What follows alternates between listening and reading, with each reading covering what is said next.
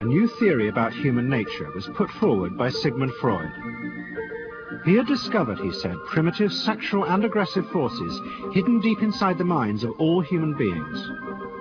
Forces which, if not controlled, led individuals and societies to chaos and destruction.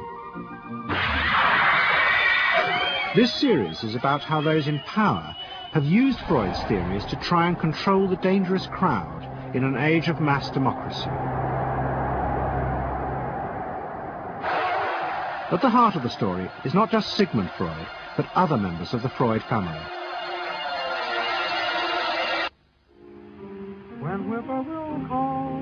This episode is about Freud's American nephew, Edward Bernays.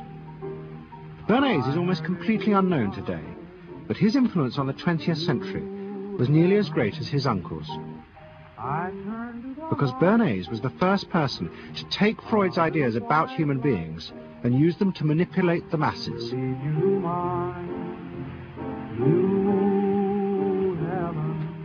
He showed American corporations for the first time how they could make people want things they didn't need by linking mass-produced goods to their unconscious desires. Out of this would come a new political idea of how to control the masses.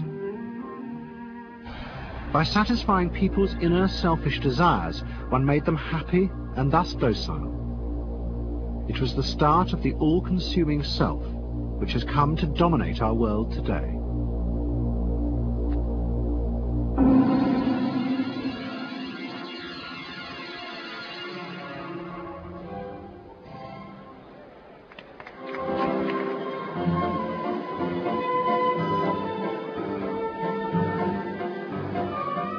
Freud's ideas about how the human mind works have now become an accepted part of society, as have psychoanalysts.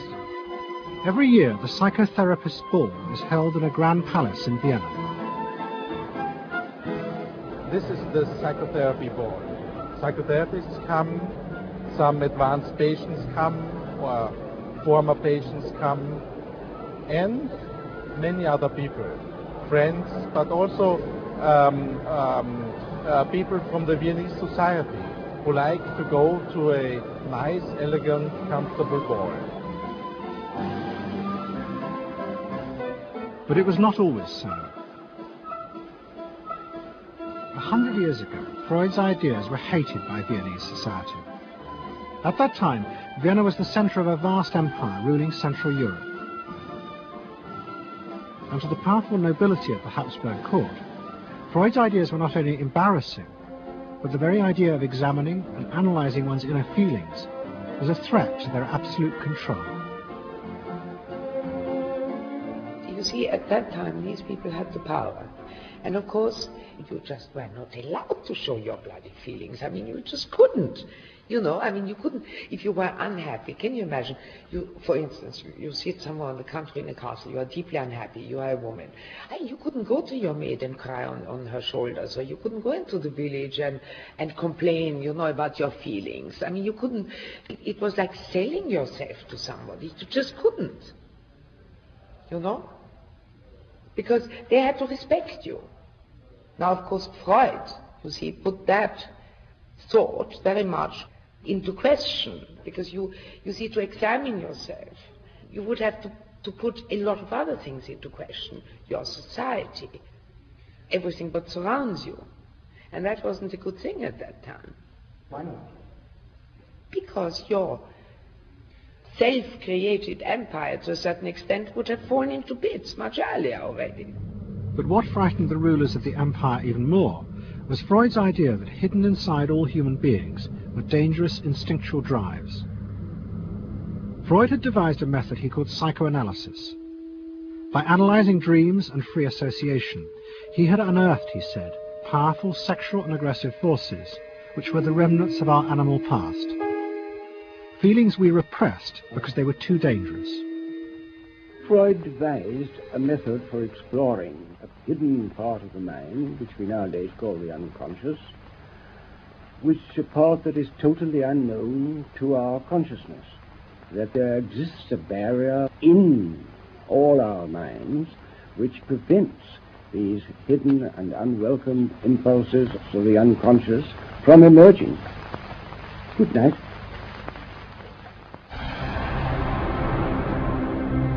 In 1914, the Austro-Hungarian Empire led Europe into war. As the horror mounted, Freud saw it as terrible evidence of the truth of his findings. The saddest thing, he wrote, is that this is exactly the way we should have expected people to behave, from our knowledge of psychoanalysis. Governments had unleashed the primitive forces in human beings, and no one seemed to know how to stop them.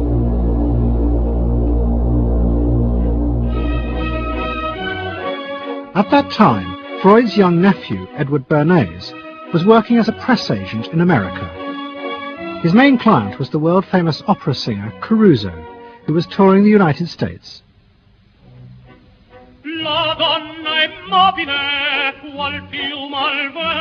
Bernays' parents had emigrated to America 20 years before, but he kept in touch with his uncle and joined him for holidays in the Alps. But Bernays was now about to return to Europe for a very different reason. On the night that Caruso opened in Toledo, Ohio, America announced it was entering the war against Germany and Austria. As a part of the war effort, the US government set up a Committee on Public Information, and Bernays was employed to promote America's war aims in the press. The President, Woodrow Wilson, had announced that the United States would fight not to restore the old empires, but to bring democracy to all of Europe. Bernays proved extremely skillful in promoting this idea, both at home and abroad. And at the end of the war, he was asked to accompany the President to the Paris Peace Conference. Then, to my surprise, they asked me to go over with Woodrow Wilson to the peace conference. And at the age of 26, I was in Paris for the entire time of the peace conference that was held in the suburb of Paris, and we worked to make the world safe for democracy. That was a big slogan. Wilson's reception in Paris astounded Bernays and the other American propagandists. Their propaganda had portrayed Wilson as a liberator of the people, a man who would create a new world in which the individual would be free. They had made him a hero of the masses. And as he watched the crowds surge around Wilson, Bernays began to wonder whether it would be possible to do the same type of mass persuasion, but in peacetime. When I came back to the United States, I decided that if you could use propaganda for war, you could certainly use it for peace. And propaganda got to be a bad word because of the Germans using it. So what I did was to try to find some other words. So we found the word Council on Public Relations. Bernays returned to New York and set up as a public relations counsel in a small office off Broadway. It was the first time the term had ever been used. Since the end of the 19th century, America had become a mass industrial society, with millions clustered together in the cities. Bernays was determined to find a way to manage and alter the way these new crowds thought and felt.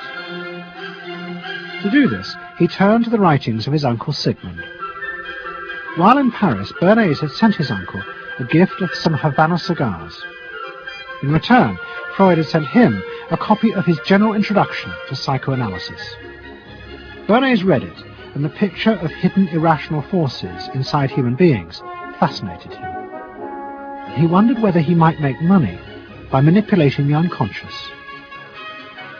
What Eddie got from Freud was indeed this idea that there is a lot more going on in human decision-making, not only among individuals, but even more importantly among groups, than this idea that information drives behavior. And so Eddie began to formulate this idea that you had to look at things that would play to people's irrational emotions.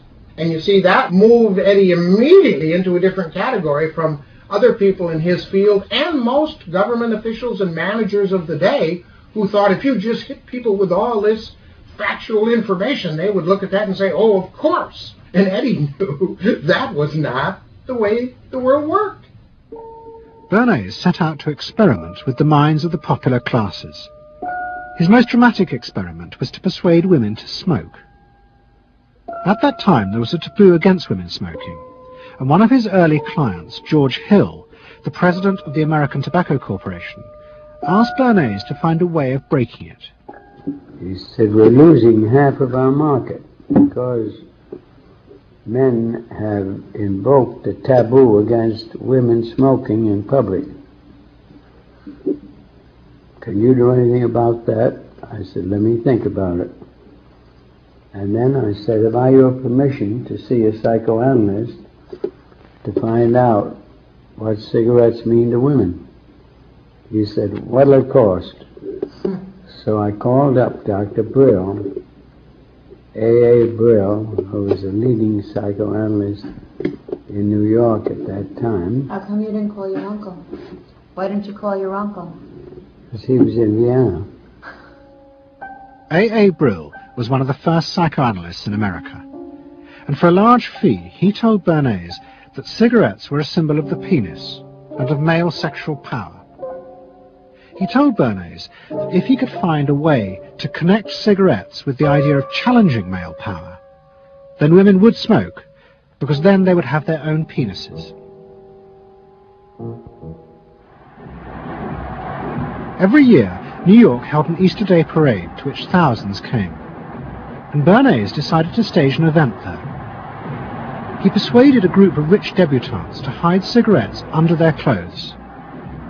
Then they should join the parade, and at a given signal from him, they were to light up the cigarettes dramatically.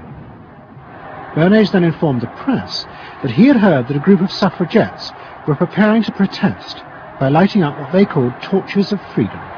He knew this would be an outcry, and he knew that all of the photographers would be there to capture this moment.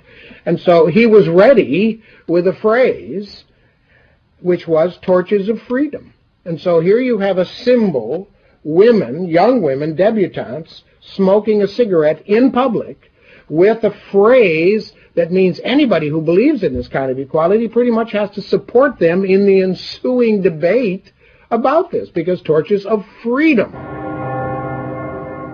I mean, what's on all American coins? It's liberty. She's holding up the torch. You see? And so all of this is there together. There's emotion, there's memory, there's a rational phrase, even though it's using a lot of emotional elements. It's a phrase that works in a rational sense. All of this is together. And so the next day, this was not just in all of the New York papers, it was across the United States and around the world. And from that point forward, the sale of cigarettes to women began to rise. He had made them socially acceptable with a single symbolic act. What Bernays had created was the idea that if a woman smoked, it made her more powerful and independent, an idea that still persists today. Embrace me, my sweet embrace. It made him realize that it was possible to persuade people to behave irrationally if you link products to their emotional desires and feelings. The idea that smoking actually made women freer was completely irrational, but it made them feel more independent. It meant that irrelevant objects could become powerful emotional symbols of how you wanted to be seen by others. Eddie Bernays saw the way to sell product was not to sell it to your intellect, that you ought to buy an automobile, but that you will feel better about it if you have this automobile. I think he originated that idea, that they weren't just purchasing something, but they were engaging themselves emotionally or personally in the product or service. That it's not, you think you need a new piece of clothing, but you'll feel better with the piece of clothing. That was his contribution in a very real sense. We see it all over the place today, but I think he originated the idea of the emotional connect to a product or service. What Bernays was doing fascinated America's corporations. They had come out of the war rich and powerful, but they had a growing worry. The system of mass production had flourished during the war, and now millions of goods were pouring off production lines. What they were frightened of was the danger of overproduction, that there would come a point when people had enough goods and would simply stop buying. Up until that point, the majority of products were still sold to the masses on the basis of need. While the rich had long been used to luxury goods, for the millions of working-class Americans, most products were still advertised as necessities. Goods like shoes, stockings, even cars were promoted in functional terms for their durability. The aim of the advertisements was simply to show people the product's practical virtues, nothing more.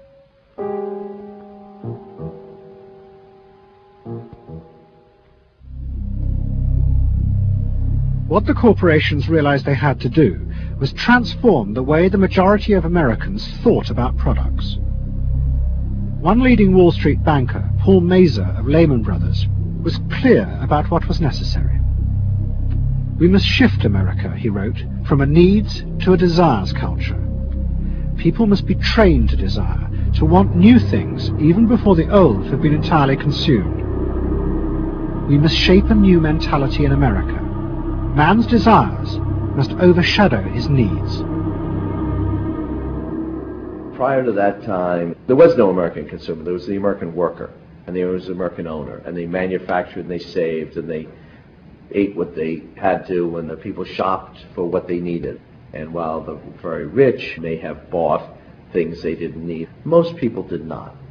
And Mazur envisioned a break with that, where you would have things that you didn't actually need, but you wanted, as opposed to needed.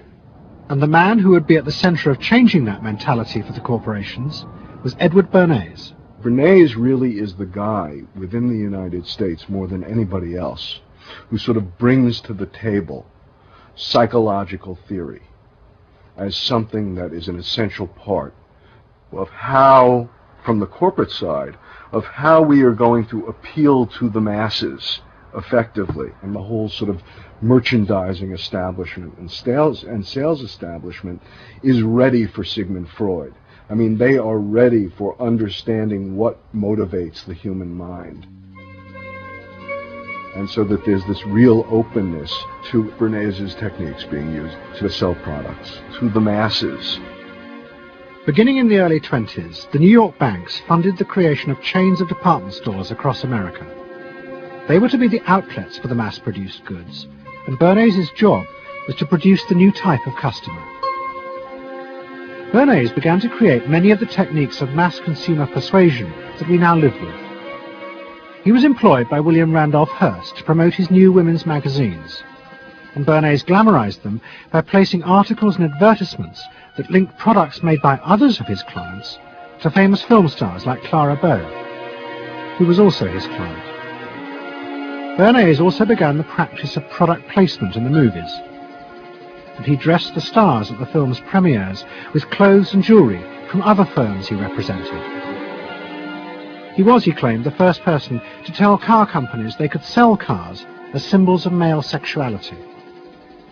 He employed psychologists to issue reports that said products were good for you, and then pretended they were independent studies.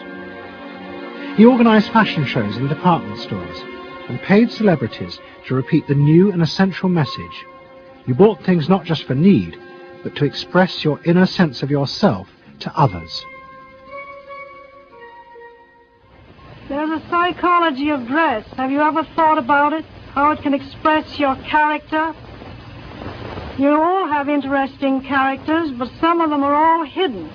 I wonder why you all want to dress always the same, with the same hats and the same coats. I'm sure all of you are interesting and have wonderful things about you, but looking at you in the street, you all look so much the same. And that's why I'm talking to you about the psychology of dress. Try and express yourselves better in your dress. Bring out certain things that you think are hidden. I wonder if you've thought of this angle of your personality. I'd like to ask you some questions. Why do you like short skirts? Oh, because there's more to see. More to see, eh? What good does that do you? It makes you more attractive. It does? In 1927, an American journalist wrote, "A change has come over our democracy. It is called consumptionism. The American citizen's first importance to his country is now no longer that of citizen, but that of consumer." The growing wave of consumerism helped in turn to create a stock market boom. And yet again, Edward Bernays became involved, promoting the novel idea that ordinary people should buy shares, borrowing money from banks he also represented. And yet again, millions followed his advice. He was uniquely knowledgeable about how people in large numbers are going to react to products and ideas and so on. But in political terms, if he were to go out, so I can't imagine that he could get 3 people to stand and listen. Wasn't particularly articulate, was a kind of funny looking, and didn't have any sense of reaching out for people one-on-one. None at all. He didn't think about people in groups of one, thought about people in groups of thousands. So I would have nothing to do with it. Hello? Bernays soon became famous as the man who understood the mind of the crowd, and in 1924 the President contacted him. President Coolidge was a quiet, taciturn man and had become a national joke. The press portrayed him as a dull, humorless figure. Bernays' solution was to do exactly the same as he had done with products. He persuaded 34 famous film stars to visit the White House.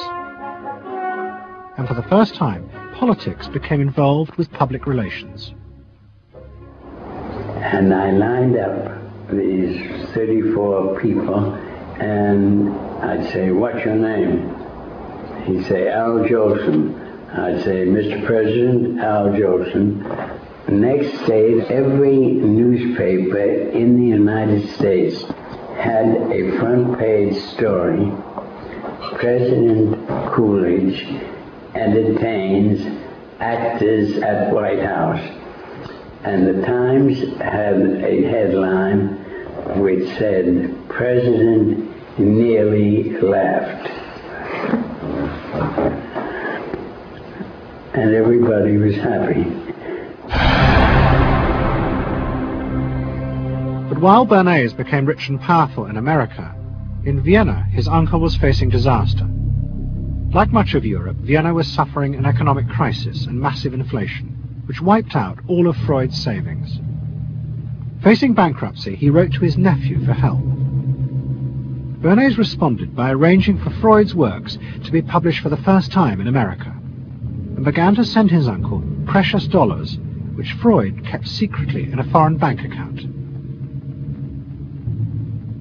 He was Freud's agent, if you will, to get his books published.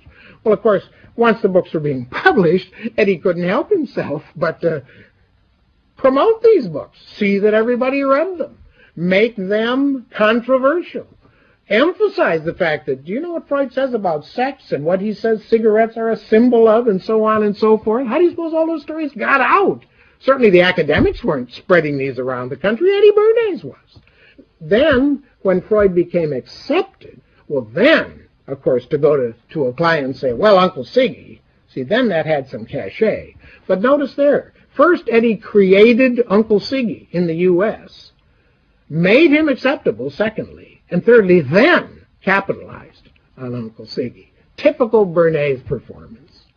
Bernays also suggested that Freud promote himself in the United States. He proposed his uncle write an article for Cosmopolitan, a magazine that Bernays represented, entitled "A Woman's Mental Place in the Home." Freud was furious. Such an idea, he said, was unthinkable. It was vulgar, and anyway, he hated America. Freud was now becoming increasingly pessimistic about human beings. In the mid-20s, he retreated in the summers to the Alps, sometimes staying in an old hotel, the Pension Moritz in Berchtesgaden. It is now a ruin. Freud began to write about group behavior, about how easily the unconscious aggressive forces in human beings could be triggered when they were in crowds. Freud believed he had underestimated the aggressive instincts in human beings. They were far more dangerous than he had originally thought. After World War I, Freud was basically a pessimist. He felt that man is an impossible creature, a very, very sadistic and bad species, and did not believe that man can be improved. Man is a ferocious animal, the most ferocious animal that exists. They enjoy torturing and killing, and he didn't like man. The publication of Freud's works in America had an extraordinary effect on journalists and intellectuals in the 1920s. What fascinated and frightened them was the picture Freud painted of submerged, dangerous forces lurking just under the surface of modern society. Forces that could erupt easily to produce the frenzied mob which had the power to destroy even governments. It was this they believed had happened in Russia. To many, this meant that one of the guiding principles of mass democracy was wrong, the belief that human beings could be trusted to make decisions on a rational basis. The leading political writer, Walter Lippmann, argued that if human beings were in reality driven by unconscious, irrational forces, then it was necessary to rethink democracy. What was needed was a new elite who could manage what he called the bewildered herd. This would be done through psychological techniques that would control the unconscious feelings of the masses. So here you have Walter Lippmann, probably the most influential political thinker in the United States, who is essentially saying that the basic mechanism of the mass mind is unreason, is irrationality, is animality. He believes that the mob in the street, which is how he sees ordinary people, are people who are driven not by their minds but by their spinal cords.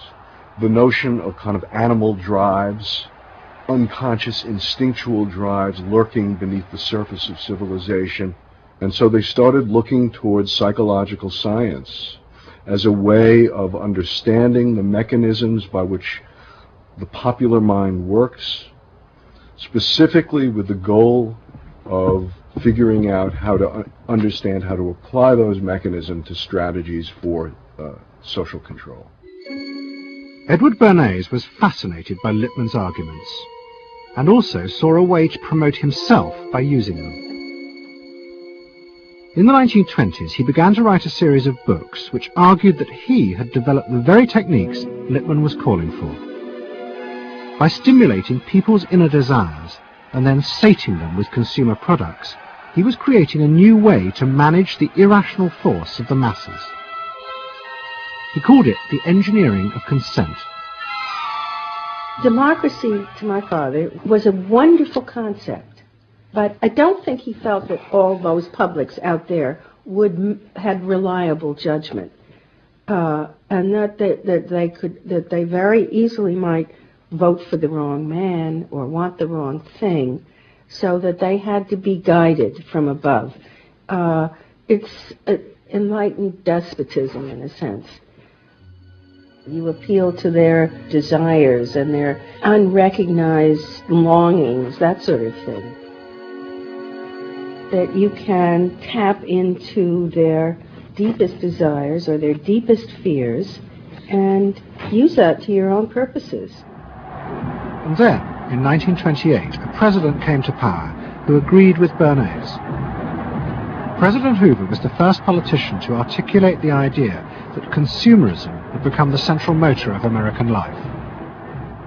After his election, he told a group of advertisers and public relations men, "You have taken over the job of creating desire and have transformed people into constantly moving happiness machines. Machines which have become the key to economic progress."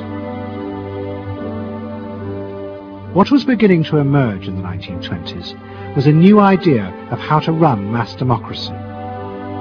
At its heart was the consuming self, which not only made the economy work, but was happy and docile, and so created a stable society. Both Bernays and Littman's concept of managing the masses takes the idea of democracy and it turns it into a palliative. It turns it into giving people some kind of feel-good medication that will respond to an immediate pain or an immediate yearning, but will not alter the objective circumstances one iota. I mean, democracy really, the idea of democracy at its heart was about changing the relations of power that had governed the world for so long. And Bernays' concept of democracy was one of maintaining the relations of power, even if it meant that one needed to sort of stimulate the psychological lives of the public. And in fact, in his mind, that was what was necessary. That if you can keep stimulating the irrational self, then leadership can basically go on doing what it wants to do. Bernays now became one of the central figures in a business elite that dominated American society and politics in the 1920s. He also became extremely rich and lived in a suite of rooms in one of New York's most expensive hotels, where he gave frequent parties. Oh my goodness, he had a home in the corner suite of the Sherry Netherland Hotel. And here's this wonderful suite with all these windows looking out on Central Park and across at the plaza and on the square. And he would use this place to hold a soiree.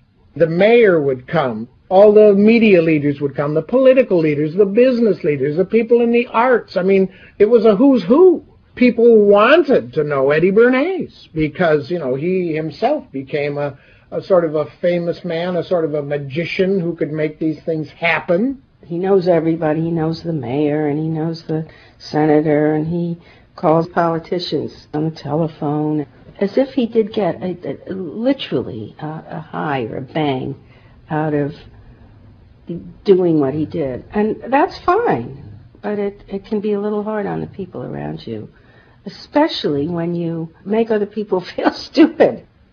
People who worked for him were stupid, and children were stupid, and if people did things in a way that he wouldn't have done them, they were stupid. It was a word that he used over and over and over, dope and stupid. And the masses? They were stupid.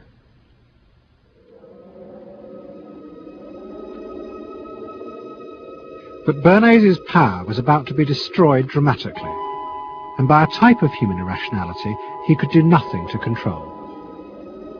At the end of October 1929, Bernays organized a huge national event to celebrate the 50th anniversary of the invention of the light bulb.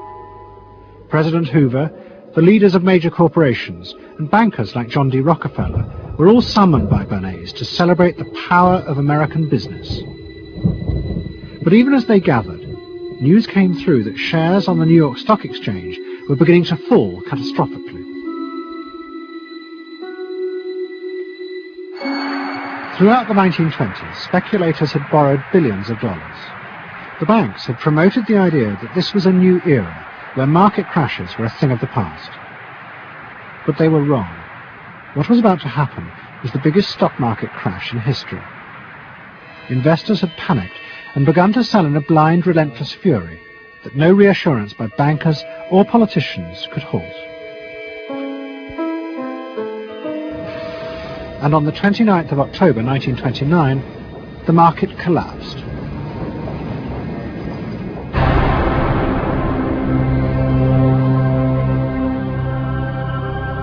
The effect of the crash on the American economy was disastrous. Faced with recession and unemployment, millions of American workers stopped buying goods they didn't need. The consumer boom that Bernays had done so much to engineer disappeared, and he and the profession of public relations fell from favor. Bernays' brief moment of power seemed to be over.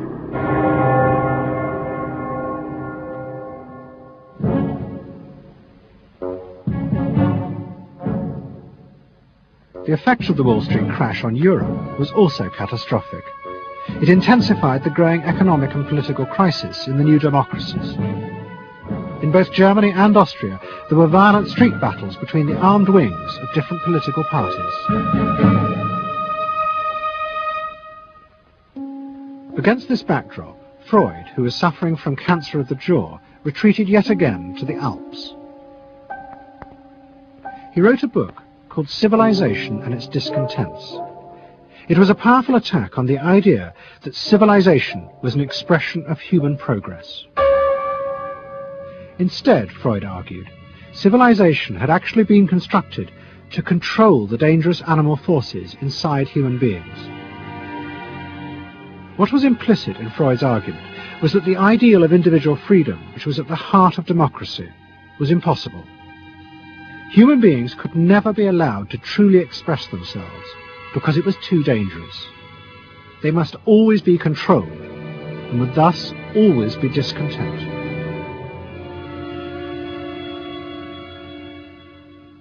Man doesn't want to be civilized, and he is, civilization brings discontent, but it's necessary to survival.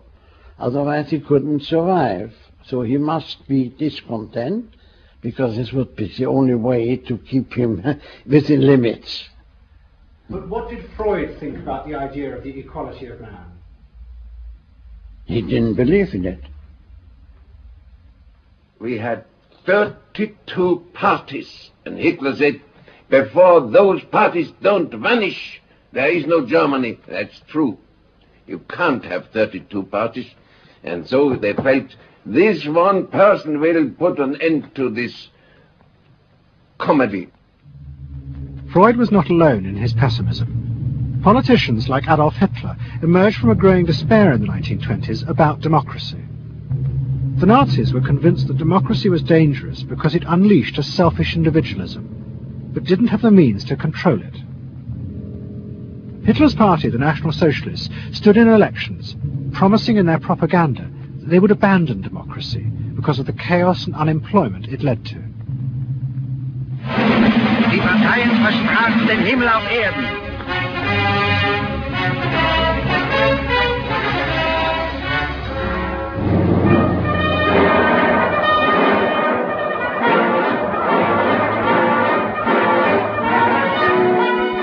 In March 1933, the National Socialists were elected to power in Germany, and they set out to create a society that would control human beings in a different way. One of their first acts was to take control of business. The planning of production would in future be done by the state. The free market was too unstable, as the crash in America had proved. Workers' leisure time was also planned by the state through a new organization called Strength Through Joy. One of its mottos was service, not self.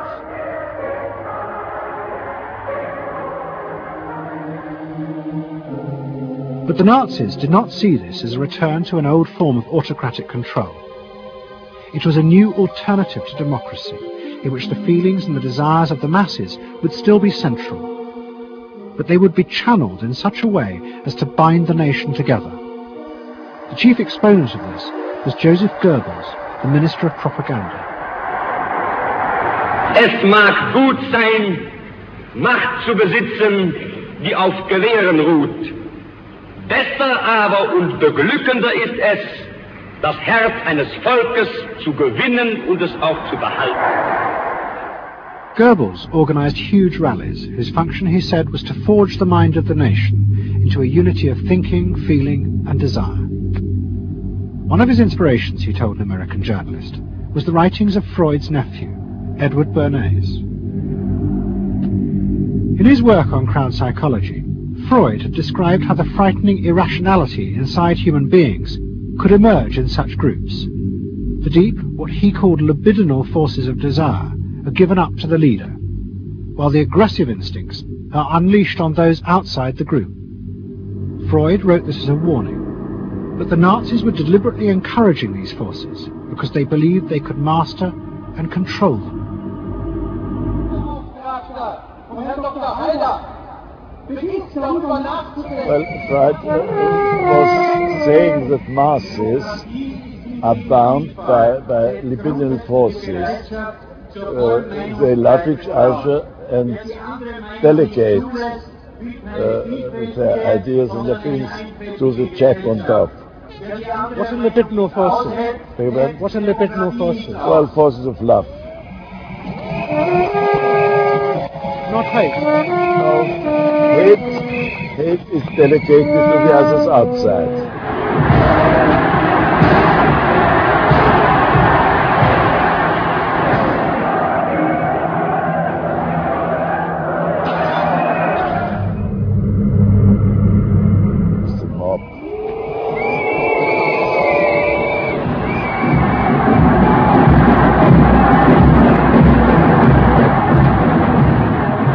I could see from afar, looking up Wilhelmstraße towards Unter den Linden, how those 100,000 of people, when they passed Hitler, they just became completely delirious.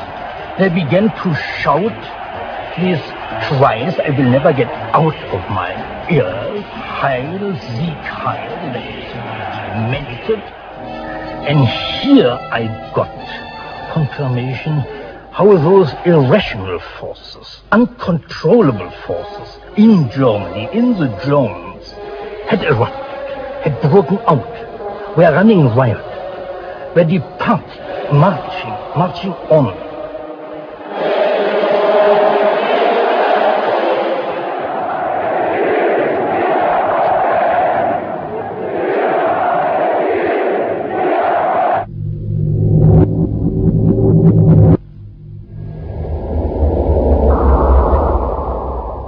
And in America too, democracy was under threat from the force of the angry mob. The effect of the stock market crash had been disastrous. There was growing violence as an angry population took out their frustration on the corporations who were seen to have caused this disaster. Then, in 1932, a new president was elected who was also going to use the power of the state to control the free market. But his aim was not to destroy democracy, but to strengthen it. And to do this, he was going to develop a new way of dealing with the masses. I am prepared, under my constitutional duty, to recommend the measures that a stricken nation in the midst of a stricken world may require.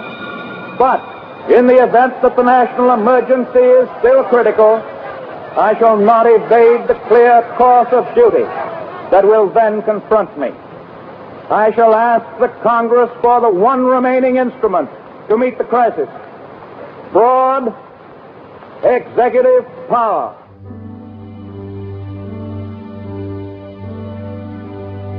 It was the start of what would become known as the New Deal. Roosevelt assembled a group of young technocrats and planners in Washington. He told them that their job was to plan and run giant new industrial projects for the good of the nation. Roosevelt was convinced that the stock market crash had shown that laissez-faire capitalism could no longer run modern industrial economies. It had become the job of government. Big business was horrified, but the New Deal attracted the admiration of the Nazis, especially Joseph Goebbels. Wir betrachten die wirtschaftliche Entwicklung in Amerika mit dem allergrößten positiven Interesse. Und wir sind dort der festen Überzeugung, dass Präsident Roosevelt und seine Berater auf dem richtigen Wege sind. Es handelt sich in der Tat um das größte wirtschaftliche und soziale Problem aller Zeiten. Die vielen Millionen Arbeitslosen, die ihre Plätze an den Maschinen und in den Kontoren verloren haben, wieder an ihre alten Arbeitsstellen zurückzuführen.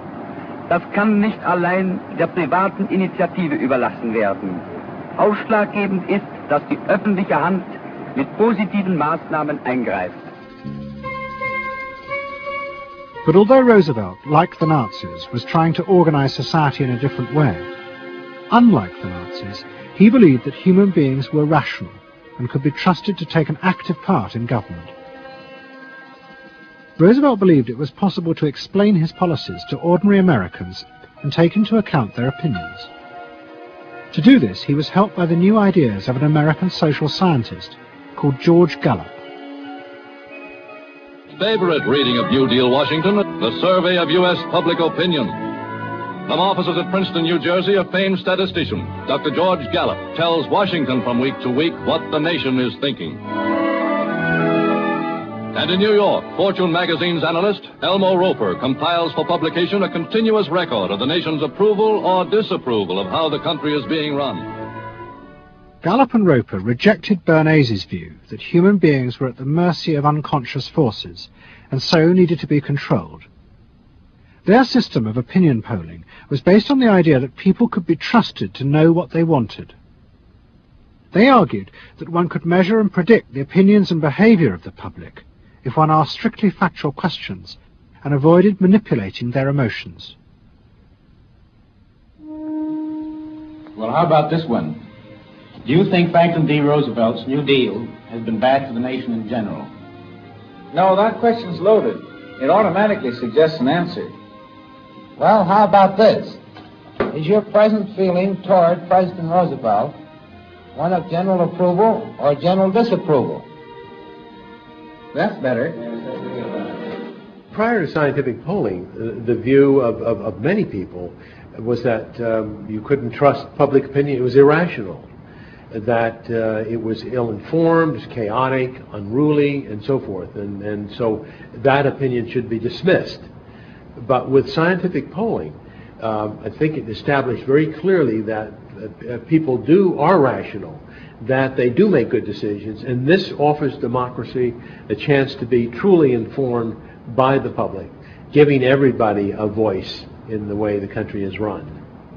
I know my father wouldn't necessarily say the voice of the public is the voice of God, but he did feel very much that the voice of the people is a rational voice and should be heard.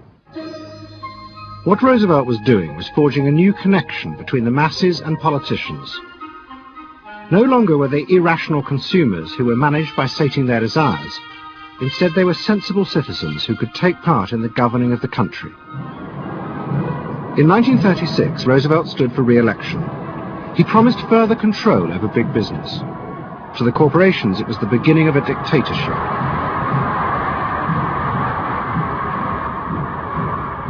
Roosevelt interferes with private enterprise and is running the country into debt for generations to come.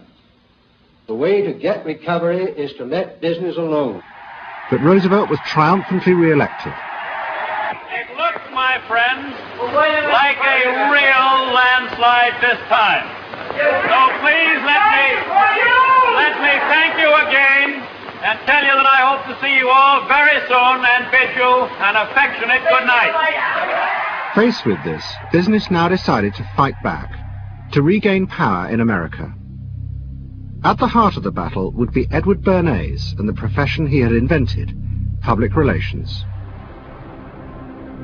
Following that election, business people start to get together and start to carry on discussions, primarily in private, and they start talking to each other about the need to sort of carry on ideological warfare against the New Deal and to sort of reassert the sort of connectedness between the idea of democracy on the one hand and the idea of privately owned business on the other. And so, under the umbrella of an organization which still exists, which is called the National Association of Manufacturers, and whose membership included all of the major corporations of the United States, a campaign is launched explicitly designed to create emotional attachments between the public and big business.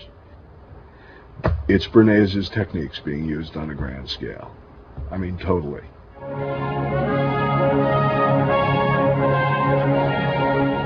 General Motors' Parade of Progress, traveling the high roads and byroads of America, bringing to millions of Americans in their own hometown the fascinating story behind modern industry, showing... The campaign set out to show dramatically that it was business, not politicians, who had created modern America. A better mode of living for all of us.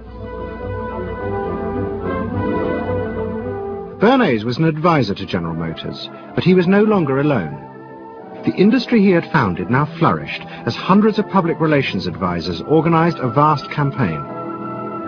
They not only used advertisements and billboards, but managed to insinuate their message into the editorial pages of the newspapers. It became a bitter fight. In response to the campaign, the government made films that warned of the unscrupulous manipulation of the press by big business. And the central villain was the new figure of the public relations man. They tried to achieve their ends by working entirely behind the scenes, corrupting and deceiving the public. The aims of such groups may be either good or bad, so far as the public interest is concerned, but their methods are a grave danger to democratic institutions. The films also showed how the responsible citizen could monitor the press themselves. They could create a chart that analyzed the reporting for signs of hidden bias.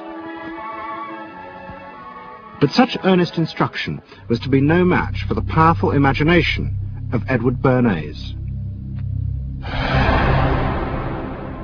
He was about to help create a vision of the utopia that free market capitalism would build in America if it was unleashed.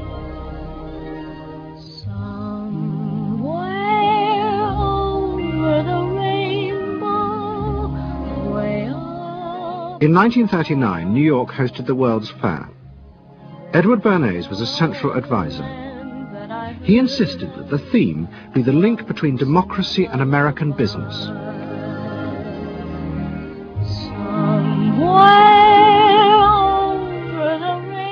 At the heart of the fair was a giant white dome that Bernays named Democracy. And the central exhibit was a vast working model of America's future, constructed by the General Motors Corporation. To my father, the World's Fair was an opportunity to keep the status quo, that is, capitalism in a democracy. Democracy and capitalism, that marriage, right, linking, just like that. He did that by manipulating people and getting them to think that you couldn't have real democracy in anything but a capitalist society, which was capable of doing anything, of creating these wonderful highways, of making, moving pictures inside everybody's house, of telephones that didn't need cords, of sleek roadsters. I mean, it was consumerist, but at the same time, you inferred that in a funny way, democracy and capitalism went together. The World's Fair was an extraordinary success and captured America's imagination. The vision it portrayed was of a new form of democracy, in which business responded to people's innermost desires in a way politicians could never do. But it was a form of democracy that depended on treating people not as active citizens as Roosevelt did, but as passive consumers. Because this, Bernays believed, was the key to control in a mass democracy. It's not that the people are in charge, but that the people's desires are in charge. The people are not in charge. The people exercise no decision-making power within this environment. So democracy is reduced from something which assumes an active citizenry to the idea of the public as passive consumers. Driven primarily by instinctual or unconscious desires, and that if you can in fact trigger those needs and desires, you can get what you want from them. But this struggle between the two views of human beings as to whether they were rational or irrational was about to be dramatically affected by events in Europe. Events that would also change the fortunes of the Freud family. In March 1938, the Nazis annexed Austria. It was called the Anschluss. Hitler arrived in Vienna to an extraordinary outpouring of mass adulation.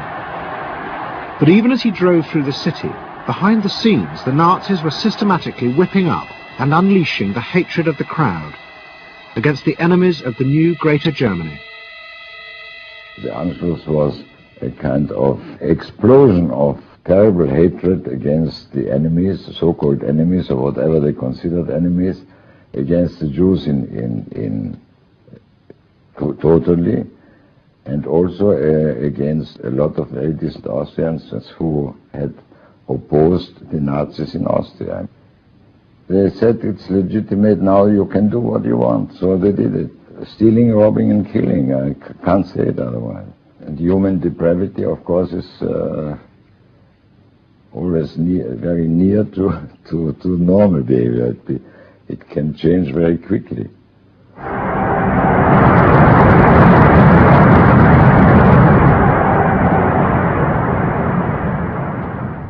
As the violence and assassinations raged in Vienna, Freud decided he had to leave. His aim was to go to Britain, but he knew that Britain, like many countries, was refusing entry to most Jewish refugees. But help came from the leading psychoanalyst in Britain, Ernest Jones. He was in the same ice skating club as the Home Secretary, Sir Samuel Hoare, and Jones persuaded Hoare to issue Freud a British work permit. And in May 1938, Freud, his daughter Anna, and other members of his family set off for London.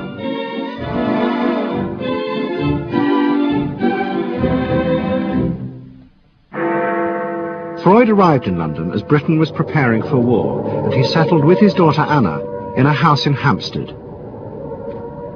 But Freud's cancer was now far advanced, and in September 1939, just 3 weeks after the outbreak of war, he died.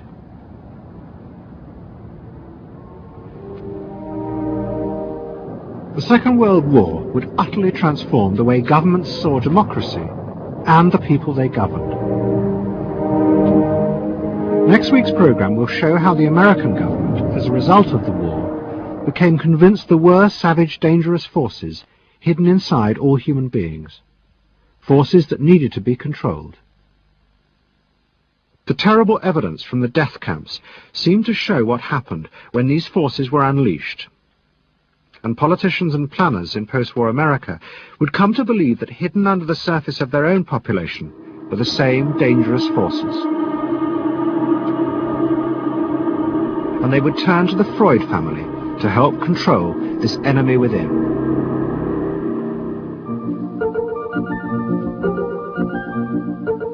And ever adaptable, Edward Bernays would work not just for the American government, but the CIA.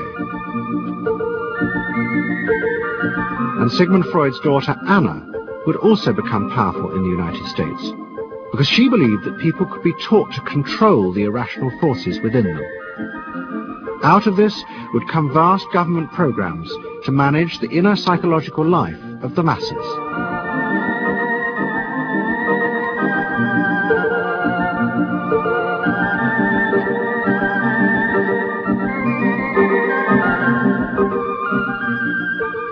The Century of the Self continues next Sunday night on BBC Two, same time, 8 o'clock. Tonight, the final part of SAS next.